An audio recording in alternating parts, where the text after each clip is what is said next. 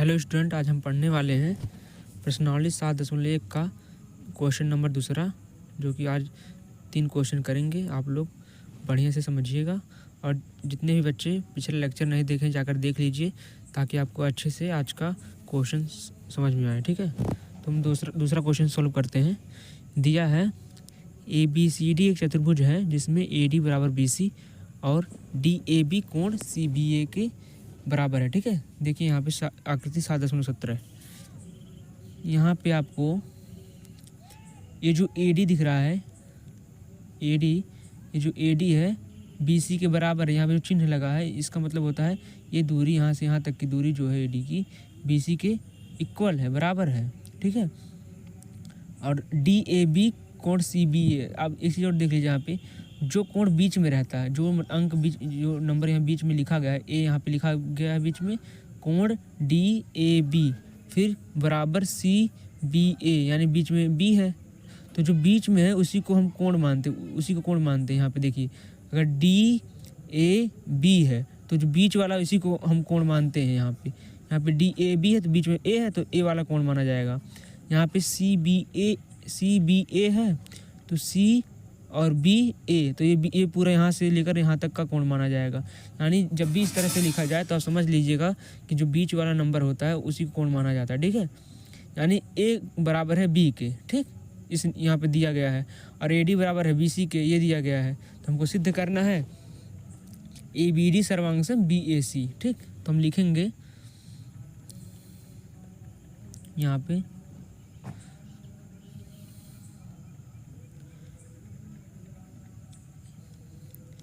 AD बराबर BC दिया है। ठीक, उसके बाद दिया है ये आपकी एक साइड बराबर हो गई। फिर इसके बाद आपको यहाँ पे लिख देना है कोण DAB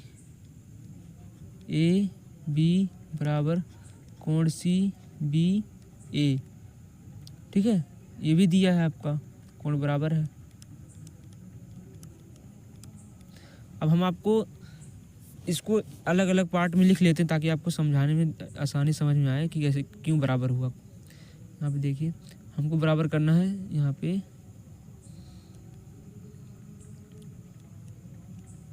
सिद्ध करना है त्रिभुज ABD सर्वांगसम त्रिभुज BAC के, ये हमको सिद्ध करना है। तो हम यही त्रिभुज लिख लेते हैं अलग अलग करके, ताकि आपको समझने में दिक्कत हो, सर्वांगसम हुआ तो कैसे हुआ। देखिए ABD, ठीक है,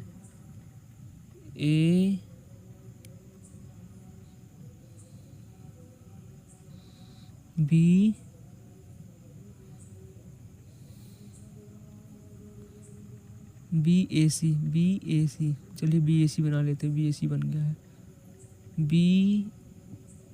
BAC। ठीक है, ये आपका हो गया A, ये आपका हो गया B, ये आपका हो गया C। ठीक है, ये त्रिभुज आपका ये बन गया BAC, और हमको एक बनाना है ABD।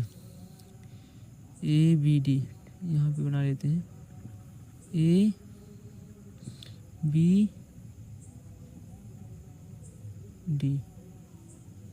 ठीक, यहाँ पे बन गया आपका ADB।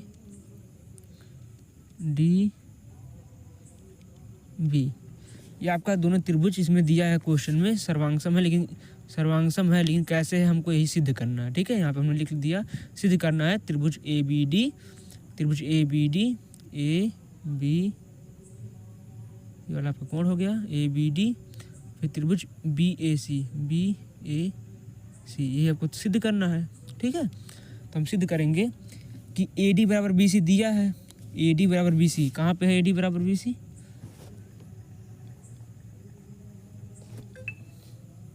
देखिए, यहाँ पे आपको AD, ये वाली जो भुजा है AD बराबर BC, देखिए क्वेश्चन में दिया है। ठीक है, यहाँ पे हम फिर से लिख लेते हैं AD बराबर BC दिया है क्वेश्चन में। ठीक, एक भुजा बराबर हो गई, और यहाँ पे देखिए दिया गया है आपका DAB क्वेश्चन में देखिए यहाँ पे DAB बराबर CBA के, यानी कौन सा DAB है, ये आपका है देखिए D, फिर ये A, देखिए ये D, फिर AB, यानी ये वाला कोण जो है आपका, ये वाला कोण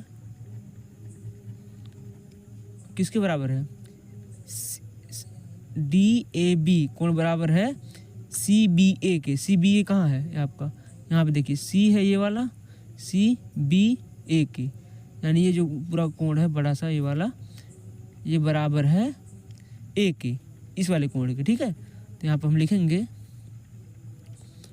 कोण DAB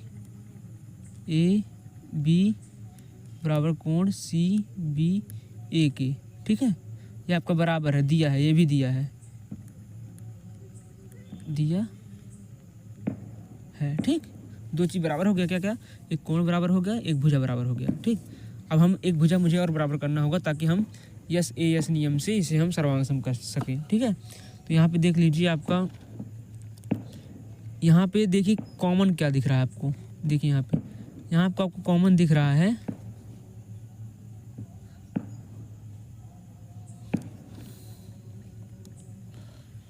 ये जो AB भुजा है, देखिए यहाँ पे AB भुजा जो आपको दिख रहा है, यही भुजा इस वाले में भी है। ठीक है, यानी AB इसमें भी है, AB इसमें भी है, तो यानी कि हम लिख सकते हैं कि यहाँ पे AB बराबर AB उभयनिष्ठ, जिसे कहते हैं इंग्लिश में कॉमन है, उभयनिष्ठ। ठीक, यानी देखिए AB इसमें भी है, AB इसमें भी है, यानी ये दोनों बराबर है, ये भुजा इस भुजा के बराबर है, ये वाला भुजा इस भुजा के बराबर है। तो हम कह सकते हैं, यहाँ पे देख लीजिए कौन सा नियम लग गया, एंगल साइड एंगल। यहाँ पे देखिए कोण B इसमें है आपका, एंगल हो गया, फिर बीच में भुजा हो गई आपकी, फिर आपका एक कोण A हो गया, यानी कि एंगल साइड एंगल।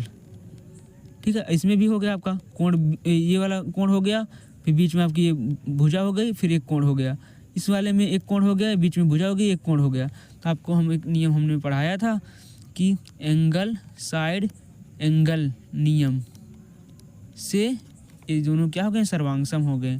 क्या सर्वांगसम हो गया, त्रिभुज ABD सर्वांगसम त्रिभुज BAC, ये दोनों एक दूसरे के सर्वांगसम हो गए। हमने ये चीज़ सिद्ध कर दिया। हमें दूसरा चीज़ देखना है कि BD बराबर AC कैसे है। ठीक है, तो हम देख लेते हैं आगे। अब BD बराबर AC, आपका BD बराबर AC कहाँ पे है, BD बराबर AC। अब ये देख लीजिए, जब भी हमने आपको लेक्चर नंबर 3 में शायद पढ़ाया है, हाँ 3 में, कि CPCT नियम क्या है। CPCT नियम 3 या 4 में होगा, देख लीजिएगा आप लोग। CPCT नियम हमने डिटेल में आपको पढ़ाया है। उसमें CPCT नियम यह कहता है कि अगर दो त्रिभुज एक दूसरे के सर्वांगसम है, या कोई भी वस्तु एक दूसरे के सर्वांगसम अगर है, तो उसका साइज जो उसका भुजा होगा एक दूसरे के बराबर होगा, और उसका कोण भी एक दूसरे के संगत कोण के बराबर होगा। हमने आपको डिटेल में बताया है। तो अगर ये दोनों त्रिभुज एक दूसरे के सर्वांगसम में हमने सिद्ध कर दिया, तो इसकी हर एक भुजा बराबर होगी, है ना। अगर AB बराबर AB है, BC बराबर AD है, तो AC बराबर BD भी होगा। यानी ये वाली जो भुजा बच रही है आपकी, जो ये वाली आपकी भुजा बच रही है, ये वाली इसके बराबर हो जाएगी। अगर सर्वांगसम है तो ये भी तो इसकी इस डंडी के बराबर हो जाएगी। तो हम कह नहीं सकते हैं कि AC बराबर BD, यहाँ पे लिख दीजिए आप लोग,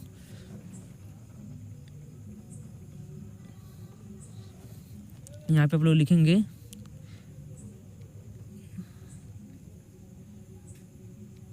BD बराबर AC CPCT नियम से ये दोनों बराबर हो गए। ठीक है, तीसरा क्या कह रहा है, BABD बराबर BAC, मतलब कोण B जो है कोण A के बराबर है। तो ये बताइए, ये भी CPCT नियम से बराबर हो गया, क्योंकि जब दो त्रिभुज सर्वांगसम हो गए तो उनका हर एक कोण जो है दूसरे कोण के बराबर होगा, उसका हर एक भुजा के बराबर होगा। तो हम इसको भी ऐसे ही लिख सकते हैं। देखिए ABD कौन सा है, यहाँ पर हम देख लेते हैं। देखिए ABD, ये ब्लैक वाला जो दिख रहा है आपको, ये रेड वाला से हम कर रहे हैं यहाँ पे। ये जो ये वाला कोण है, ये वाला कोण देखिए, ये वाला कोण बराबर है BAC के, BAC के इसके बराबर है, तो होगा हर कोण के बराबर होगा। तो हम ये भी लिख सकते हैं CPCT नियम से, यहाँ पे कोण ABD बराबर कोण BAC CPCT नियम से, CPCT नियम से, ठीक है, नियम से एक दूसरे के सर्वांगसम हो गया। बस यही सिद्ध करना है आपको, कुछ नहीं आपको करना है। जब भी सर्वांगसम दिया रहे तो आपको पांचों नियम में से एक नियम लगा लेना है।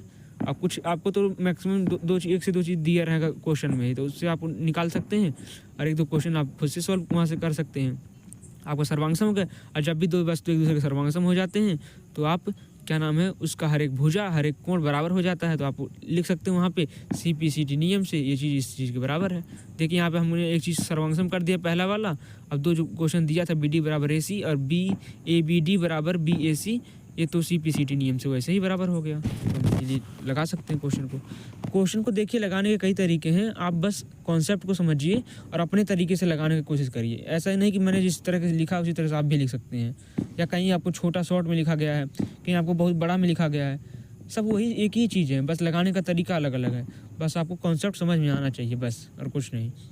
अब हमने यहाँ पे त्रिभुज को दो अलग अलग करके लिख दिया ताकि आपको समझ में आए कि क्या चीज़ कॉमन है और कैसे कैसे कोण बराबर है। अगर एक ही में करते शायद समझ में आपको नहीं आता। अब देखते हैं हम आगे क्वेश्चन।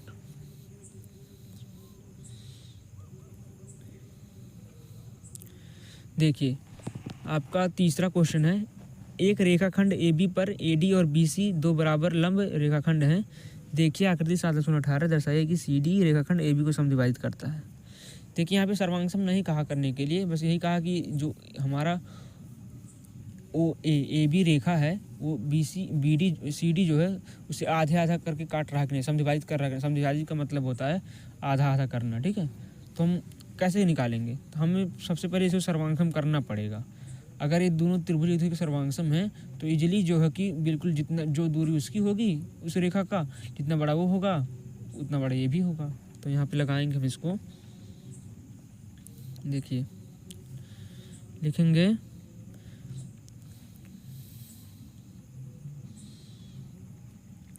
BC बराबर DA दिया है, ठीक, दिया है क्वेश्चन में दिया है। उसके बाद आपका कोण B यहाँ पे लिख सकते हैं OBC लिख सकते हैं, OBC कोण OBC बराबर कोण OAD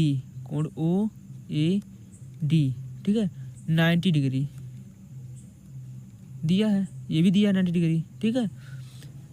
उसके बाद हमने क्या कर लिया, एक भुजा बराबर कर लिया, एक कोण बराबर कर लिया। हमें एक कोण और बराबर करना, आपको पता होगा हमने पढ़ाया था पहले ही लेक्चर में एकांतर कोण किसे कहते हैं। जब भी आपको दिखे, जब भी आपको ये दो रेखा दिखी, समांतर रेखा दिखे, उसके बाद एक ये तिर्यक रेखा दिखे, ठीक है, तो आपको पता होगा अगर ये वाला कोण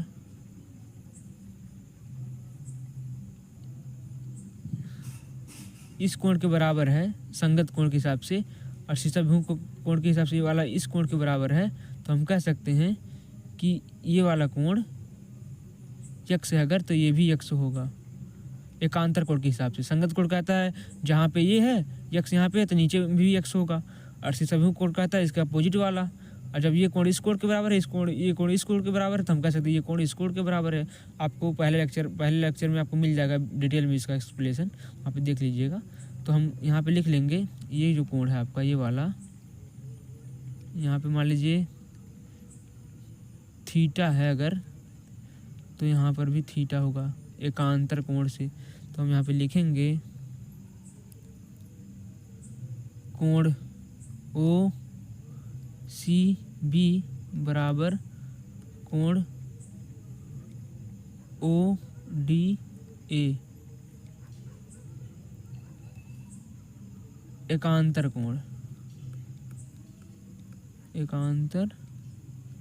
कोण सॉरी यहाँ पे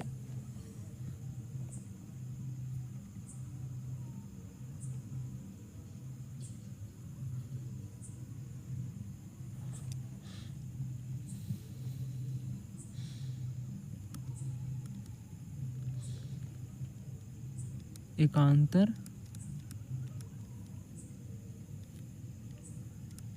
कोण, ठीक है, एकांतर कोण से, ये हो गया आपका बराबर।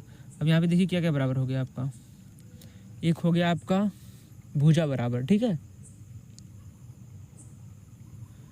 आपका यहाँ पे हो गया, ये देखिए एक भुजा बराबर हो गया, यानी साइड बराबर हो गया, ठीक, यहाँ पे आपका एक एंगल बराबर हो गया, यहाँ पर भी एक आपका एंगल बराबर हो गया। तो ये कौन सा नियम लग गया आपका, यहाँ पे देखिए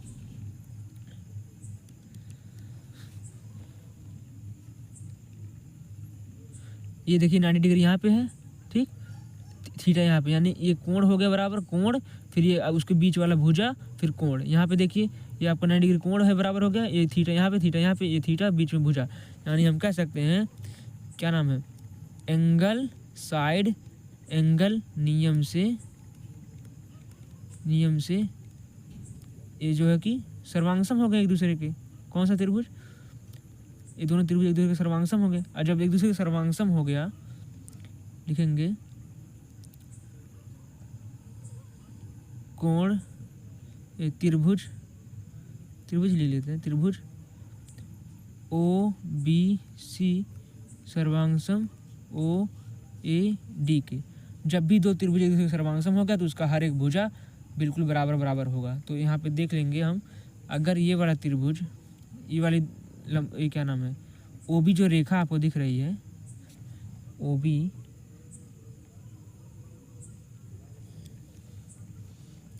ये वाली जो दूरी है, ये वाली ओ बी, ये ओ ए के बराबर होगा। क्यों, क्योंकि जो डी ए डी बराबर है बी सी के, एक भुजा ये बराबर हो गई, ठीक, जब ये इसके बराबर 90 डिग्री के सामने वाला जो ये वाला है, 90 डिग्री के सामने वाला भुजा, ये बराबर हो जाएगा इसके, इस 90 डिग्री के सामने वाला, ठीक, बच गया क्या हमारा, ये वाला बच गया हमारा, थीटा डिग्री के सामने वाला, थीटा डिग्री के सामने वाला, थीटा डिग्री के सामने ये वाला भुजा है ओ बी भुजा है, और थीटा डिग्री के सामने ओ ए बराबर है, तो हम कह सकते हैं ओ बी बराबर ओ ए, यहाँ पे लिख सकते हैं।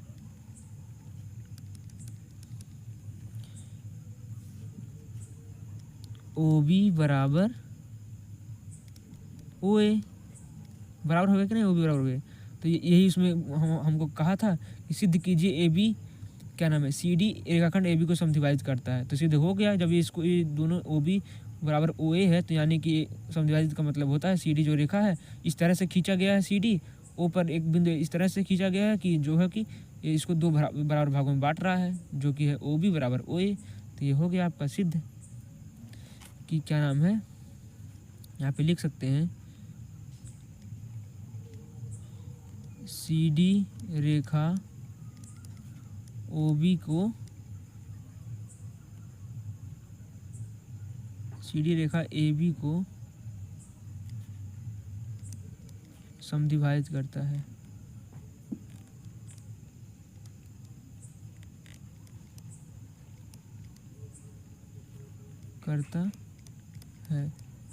ठीक। जब दो त्रिभुज एक दूसरे के सर्वांगसम हो गए तो उसका हर एक भुजा बराबर होगा, जब बराबर होगा तो ओ बी बराबर ओ ए होगा, और जब बराबर हो गया तो हम कह सकते हैं सी डी एक ऐसा रेखा है जो ओ बी को इस तरह से खींचा गया है ओ पे एक बिंदु कि एक दूसरे के समद्विभाजित कर रहा है, यानी आधा काट रहा है, ठीक है। बताइए आपको समझ में आ रहा है कि नहीं लेक्चर। आप लोग अगर ध्यान से देखेंगे तो उन्हें एक डिटेल में पूरा बेहतर तरीके से बता रहा हूँ मैं, ताकि आपको कोई कहीं पर भी दिक्कत ना हो। और दूसरी बात, इसको लगाने के कई तरीके हैं, हमने इस तरह से आपको बताया है कि मतलब कि आप अगर आप समझ गए कॉन्सेप्ट को तो आप कई तरीके से लगा सकते हैं। आप हर जगह पढ़ेंगे अलग अलग तरीके से लिखा रहेगा, लेकिन सब सेम ही चीज़ है, ठीक है। मैथ एक ऐसा सब्जेक्ट है कि आप इसको कई तरीके से लगा सकते हैं और आपका सही होना चाहिए। बस ऐसा है नहीं कि जिस तरह से स्कूल में लिखाया गया हम एज इट इज़ उसी तरह लिखेंगे, तो वो तो कॉपी हो गया, आपने खुद का दिमाग लगाया ही नहीं। हमने आपको इस तरह से बताया कि आपको मतलब ये हुआ तो हुआ कैसे, ठीक है। आप अब आपको ओवरऑल एक मिल गया कि मतलब ऐसे ऐसे लगता है। अब आप खुद से भी लगा सकते हैं हम कि इसको किस तरीके से लगा सकते हैं। ये जो आपका क्वेश्चन है तीसरा वाला, ये कई तरीके से लग सकता है, आप लोग कोशिश करिएगा, ठीक है। अब हम देखते हैं आगे एक क्वेश्चन और। यल और यम दो समांतर रेखाएं हैं जिन्हें समांतर रेखाओं पी और क्यू का एक अन्य युग्म प्रतिच्छेदित करता है। देखिए आकृति 719 में दर्शाए कि A B C सर्वांगसम C D है। देखिए हमें दो त्रिभुज को सर्वांगसम करना है, इसमें दिया है हमको। अब कुछ हमको हिंट मिल जाएगा क्वेश्चन में, कुछ हम लोग निकालेंगे। यहाँ पर भी देखिए लगेगा एकांतर कोण का नियम लगेगा, ठीक है। एकांतर कोण होता क्या है, हम यहाँ पे थोड़ा सा आपको बता देते हैं साइड में। ये रही आपकी रेखा, ठीक है। ये रहा आपका तिर्यक भुजा, तिर्यक। अगर ये कोण, ये वाला कोण इस कोण के बराबर है, देखिए ऊपर है, ऊपर ये भी है, और ये है आपको शीर्षाभिमुख कोण, ठीक। तो हम कह सकते हैं अगर ये थीटा है तो ये भी थीटा होगा, एकांतर कोण इसी को कहते हैं। यानी ये बराबर है इसके, तो ये बराबर इसके, तो ये बराबर होगा इसके, इसी को एकांतर कोण कहते हैं, ठीक है। यहाँ पे देखिए यल और यम दो समांतर रेखा हैं। ये जो यल आपको दिख रहा है, ये यल और ये यम दोनों समांतर रेखा हैं। इस पे एक आपकी ये वाली जो एसीय तिर्यक रेखा खींची गई है। आप यहाँ पे ऐसे करके बढ़ा भी सकते हैं, दिया नहीं है, वहीं तक लिखा है, लेकिन समझ लीजिए तिर्यक रेखा, ठीक है। तो एक तिर्यक रेखा है, तो यहाँ पे हम लिख सकते हैं एकांतर कोण से कि जब ये दो समांतर रेखा खींची गई हैं यल और यम, इस पर एक तिर्यक रेखा है, तो जो ये कोण आपका होगा, ये वाला कोण, ये वाला कोण ये एकांतर कोण से निकला है, हमने आपको बताया डिटेल में। अगर ये थीटा डिग्री होगा तो ये आपका होगा थीटा डिग्री, ठीक है, एकांतर कोण से।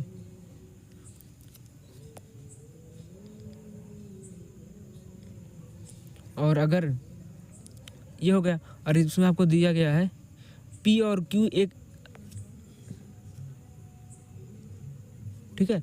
और ये आपका हो गया यल और यम पर, यल और यम जो समांतर रेखा, इस पर एक AC आपका तिर्यक रेखा था, तो आपका ये थीटा बराबर एकांतर कोण से ये निकल गया। यहाँ पे हम लिखेंगे पहले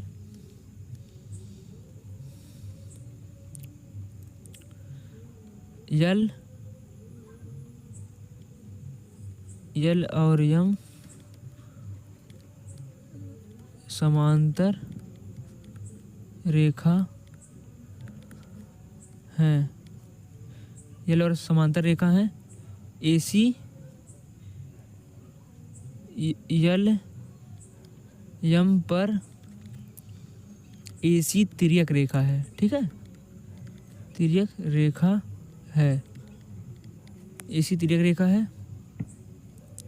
और हमने यहाँ पे एकांतर कोण से कर दिया बराबर क्या, DAC, कोण DAC बराबर कोण BCA, ठीक है, एकांतर कोण से, एकांतर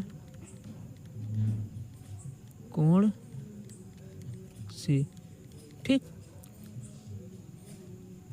अब हम लिखेंगे दूसरा। अब हमारा यहाँ पे देखिए दिखा गया है जिन्हें समांतर रेखाओं P और Q का एक अन्य युग्म। समांतर रेखा, यहाँ पर दो समांतर रेखा, एक यल यम है और एक PQ है ऊपर वाला। अगर हम इस वाले को समांतर रेखा मानते हैं, P और Q वाले को, ये P और Q समांतर रेखा है, इस पे एक तिर्यक रेखा इस तरह से है, ठीक। इसका भी हम एकांतर कोण निकाल लेंगे। अगर ये कोण जो होगा वही कोण, ये वाला है, वही कोण एकांतर कोण इस कोण के बराबर होगा, इस कोण के एकांतर कोण से, ठीक है।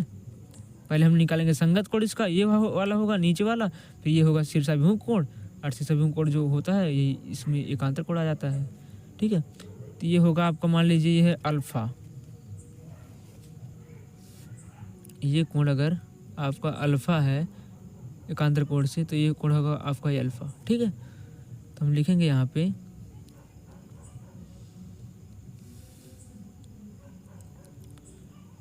P और Q समांतर रेखा, समांतर रेखा है, PQ पर AC तिर्यक रेखा है, इस पर भी तिर्यक रेखा, ठीक है, तिर्यक रेखा है, ठीक। AC पर तिर्यक रेखा है, जहाँ कोण BAC बराबर कोण DCA,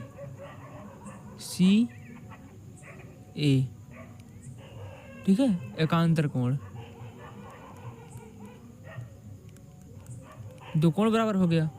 हम इसको अलग अलग कर लेते हैं ताकि आपको समझने में दिक्कत ना हो कि एक दूसरे त्रिभुज कैसे सर्वांग एक दूसरे के।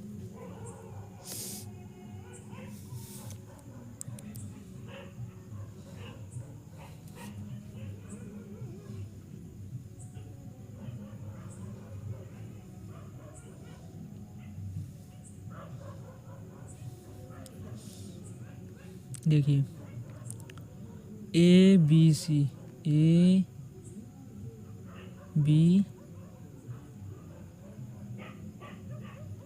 सी, ठीक, ए बी सी एक त्रिभुज आपका ये हो गया। एक C D A, C D A, C D A, ठीक है, सी ए डी, ये आपका दो त्रिभुज है, दोनों त्रिभुज एक दूसरे के सर्वांगसम है। तो कैसे सर्वांगसम है देख लीजिए, यहाँ पे लिखा गया है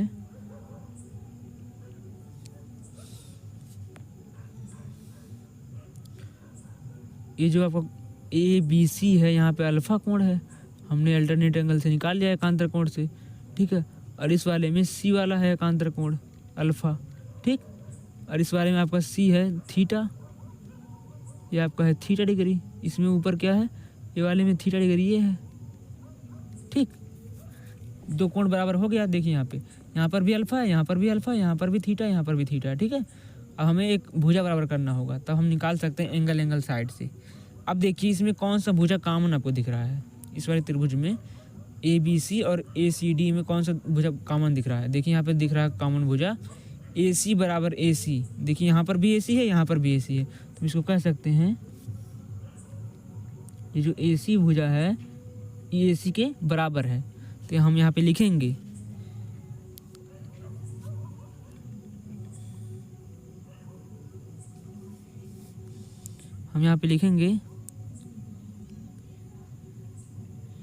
ए सी बराबर ए सी क्या है, उभयनिष्ठ, ठीक। तो हम किस नियम से, देखिए साइड एंगल, यानी पहले देखिए कोण है, फिर भुजा है, फिर कोण है, फिर कोण है, फिर भुजा है, फिर कोण है। एंगल साइड एंगल नियम से ये त्रिभुज एक दूसरे के सर्वांगसम, कौन सा त्रिभुज ए बी सी सर्वांगसम त्रिभुज सी डी ए के, ठीक है, सिद्ध हो गया। बिल्कुल आसान है। आपको सिर्फ इसमें सबसे कंसेप्ट सबसे बेहतर ये था कि आपको एकांतर कोण पता होना चाहिए था कि एकांतर कोण होता कैसे, निकलता कैसे है, ठीक है। इसमें हमने पहले लगाया संगत कोण के बाद फिर हमने लगाया शीर्षाभिमुख कोण से हमने लगाया एकांतर कोण। इसमें जो अल्फा थीटा है देखिए दिया नहीं गया था, लेकिन हमने एकांतर कोण की मदद से, ये समांतर था दो रेखा, एक तिर्यक रेखा खींची गई थी, इसके मदद से हमने निकाल लिया एकांतर कोण। और एकांतर कोण से हमने दो कोण बराबर कर लिया, और हम एक भुजा जो कि कॉमन थी ए सी वाली, तो हमने निकाल दिया एंगल साइड एंगल नियम से एक दूसरे के सर्वांगसम है। बस सिंपल सा है, बिल्कुल आसान है। अगर आप लोग पहला लेक्चर जो है इस हमने पढ़ा रखा है, पहला लेक्चर बिल्कुल डिटेल में कि शीर्षाभिमुख कोण क्या होता है, एकांतर कोण क्या होता है, संगत कोण क्या होता है, ठीक है। अगर ये आपकी बेसिक चीज़ें क्लियर रहेंगी और हमने साइड एंगल ये पूरा नियम अच्छी तरीके से समझाया है, तो आप आगे इजीली सारे क्वेश्चन सॉल्व कर सकते हैं। कुछ है ये नहीं क्वेश्चन में, ठीक है। और जब वो पता ही नहीं होगा एकांतर कोण क्या है, मतलब ये क्या होता है, तो और CPCT नियम क्या होता है, सबसे बेहतर तो ये है। CPCT नियम ये कहता है कि अगर दो त्रिभुज एक दूसरे के सर्वांगसम है तो उसके हर एक भुजा जो है कि हर एक कोण एक दूसरे के बराबर होगा। तो अगर आप दोनों दो त्रिभुज एक दूसरे को सर्वांगसम कर लिए तो आप उसको हर इजीली लिख देंगे CPCT नियम से, ये भुजा इस भुजा के बराबर है। आपको पता नहीं होगा CPCT होता क्या है तो कैसे काम चलेगा। आप लोग पहले लेक्चर जाकर देख लीजिए जो भी छूटा हो, ताकि आपको दिक्कत ना हो समझने में, ठीक है। मिलते हैं अगले क्लास में। जय हिंद, जय भारत।